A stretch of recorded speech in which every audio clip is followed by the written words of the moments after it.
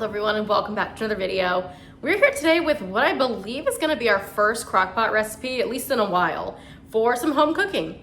So I'm a little under the weather and we're super tired from this week with my family visiting. So we're going to make a French onion soup crockpot roast. So I'm super excited. I was wanting soup, but we always need some protein. We want some protein. So I figured why not make it with a chuck roast and kind of just make it that way. So let's turn around here to our counter, get our onions chopped, get our meat in there and all of our ingredients, and start slow cooking. I am not gonna lie here. I do not want to sear the roast. That might sound absolutely terrible to some people. I just don't want to take the time to do it. I don't want to have to clean the pan. So we're gonna throw the roast right here in the crock pot. So looks like this one is just under 2 pounds. It'll be perfect because then we can snack off of it for the next couple of days or eat our lunches. So let's open the package here.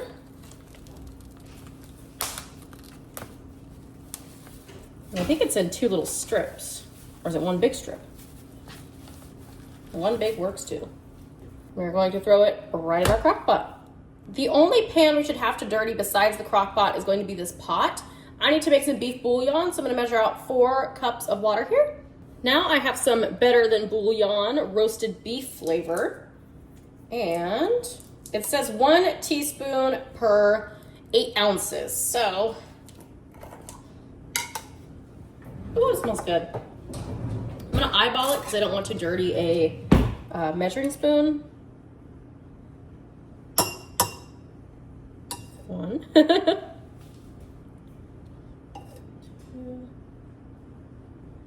3, 4, plus a little bonus for good measure because it's not gonna hurt. It's gonna be a little extra flavor. Off camera here, I'm going to bring this to a boil just to make it its beef broth, and then we'll start throwing over the things here in the crock pot. Now this step, some people say cook the onions prior, some don't. You do want to sweat them out typically, but again, I'm lazy. I don't want to clean another pan, so we're just gonna slice them and throw them straight into the crock pot. It will cause a little extra moisture when it's cooking, so you will definitely have more of a soup at the end than you will a roast. Cut my ends off. You do want to use yellow onions. Those typically get a little bit, I don't know, what do you say, creamier almost? They do a better job at caramelizing, that's the word. Okay, I lied. We are gonna sweat them out first. So let's get them all sliced up first and we'll throw them in a pan and then we'll meet you over at the stove.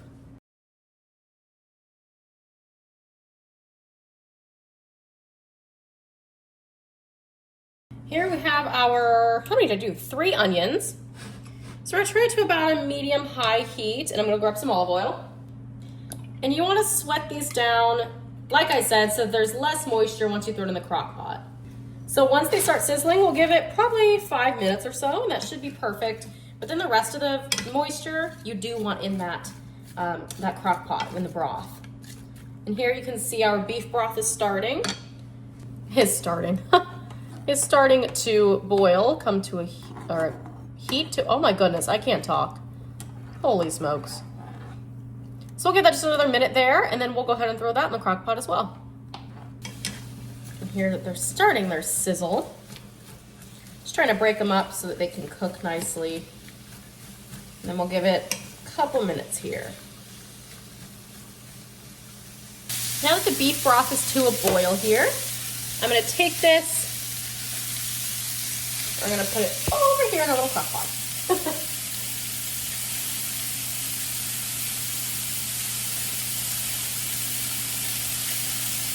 Perfect. And we'll let that sit for a minute while the onions are finishing their cooking process.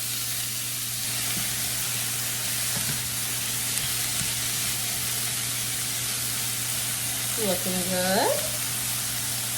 Give it a little more time. Stir it up here. Ooh, see, it's getting some good color now. They're sweating out nicely. And honestly, something we can do here is what I usually do with onions. Let's put a splash of water to pull up some of these brown bits you see on the bottom. It'll help give them a little color and a little more flavor.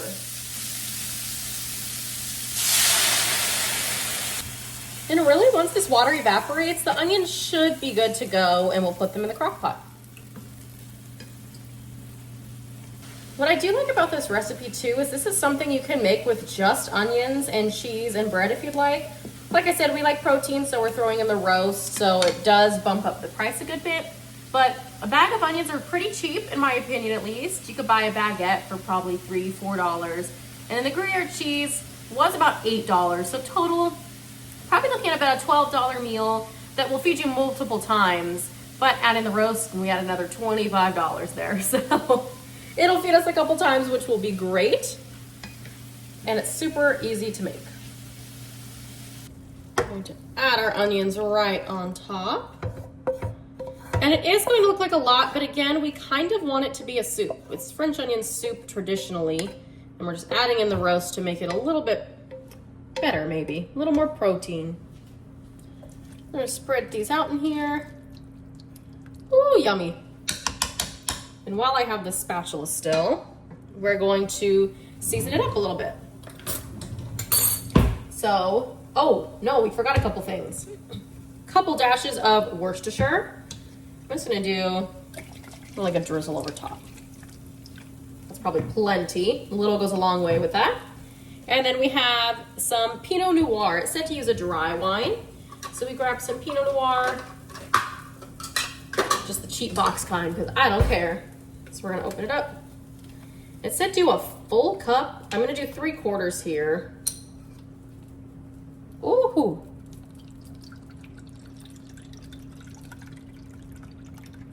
And then all the alcohol itself will cook off during the cooking process, so you don't need to worry about getting drunk off of your soup here.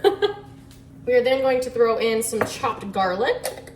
It's probably better to use fresh, but I don't really keep fresh in the house. So we're just gonna put in some hefty spoons of garlic here.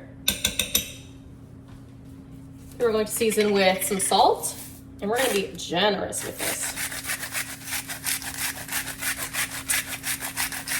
Because we did not season the meat either, so you really need it to get into that meat. And as the meat cooks down, it should become more and more tender, so we'll start falling apart. So all the juices, all the flavors will start to hit every portion of the meat. Now we're doing pepper.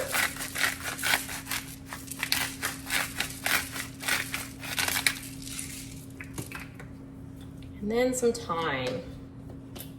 Some also call for rosemary, so if you'd like some rosemary, you can do that. I'm using dried thyme. You could definitely use fresh as well, but I just had dried on hand. So I'm gonna kind of mix it around a little bit, get the wine flavoring in there, get the thyme leaves everywhere, mix in the garlic. Woo-hoo. All right. I am a low and slow cooker, so we're gonna cover it, cook it on low for 8 hours. Then we're gonna check it along the way, so we'll give you guys some updates as we go through the day. Probably every 2 hours or so I check it. Sometimes I flip the meat over. This one is fully submerged, so I don't think I have to, but we'll start checking it about the 2-hour mark, stirring it up and checking the meat. Here's what we're looking at so far. Oop, steaming up my camera. Let's see, it smells delicious. It's finally starting to smell. Some of the steak fat is starting to render. I flipped it once or twice so far, just to flip it over. The onions are starting to get nice and, what'd you call it? Soft, I guess. So we're just gonna keep this cooking. We've got about 6 hours left, and then we'll just keep checking it. Here we are, we got 3 hours left. Looks like the fat's starting to come apart there. And it's not quite falling apart yet, but like I just said, we have 3 hours left. I definitely thought it was closer, but about 3 hours left on the meat. We're at the 7-hour mark, and look at this. I was on the phone with my sister, so it didn't show me shredding it, but it finally fell apart. This is exactly what we want. So we're gonna give it about 20, 30 minutes here just to kind of get the flavors on all the shredded pieces. And then really I think we're time to put it all together and start eating. While the soup is finishing up, we're going to cut up a bit of a baguette here. We're gonna toast some pieces. Typically you would actually put them in the soup on top and then top it with cheese, but I think we're just gonna keep it on the side for this time around.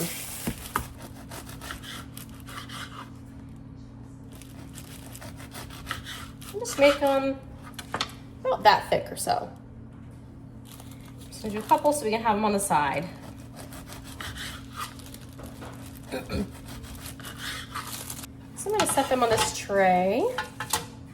Let's do it this way, this will be better.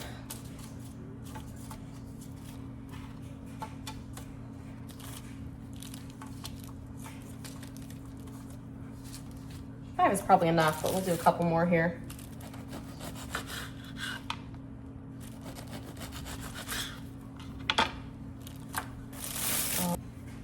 You could brush them with olive oil if you want, but I have some cooking spray here. So I'm just gonna do kind of a quick little, maybe.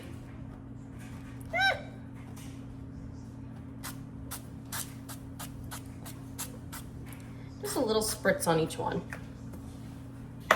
So now we're gonna go put it in the toaster oven and toast them probably for about 3 minutes or so on about 400, just to get them nice and crispy. While the bread is finishing up, we're going to open up our Gruyere cheese. Now I'm gonna take our Gruyere, now that it's open, and we're gonna grate it. And I'm using the little small ones. Small, what would you call this? The small grater.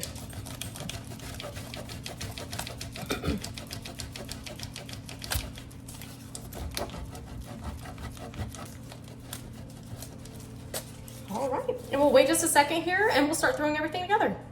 Here are the 2 bowls. Now, traditionally, you would use some ramekins or bowls that you can bake so that you can get the cheese on top nice and crispy, but I don't have any in my house, I don't think. So we're just gonna be using a normal bowl today. Just gonna go in and take a nice big scoop. Then we're gonna take our Gruyere cheese and sprinkle it on top so it starts to melt into the soup. And again, typically you would put a baguette on top of the soup and then you put the cheese on top of that. So there's kind of a layer of the nice bread and the salty cheese on top, but doing it slightly different today. All right, let's give it a try. Here we have our little baguettes, and then we have our soup. Let's give it a try. It's gonna be really hot. I'm so scared.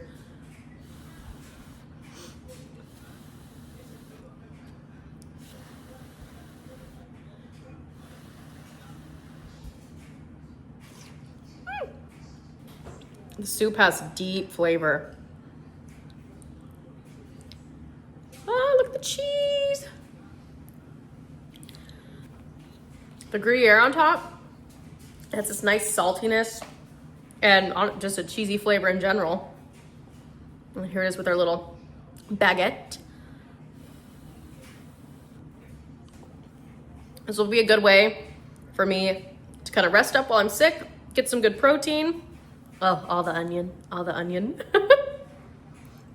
like this, and I like that I did it in a crock pot, because then no dishes to do. Thank you all for joining along today as we made some, I guess it's a roast, basically. French onion soup roast in the crock pot.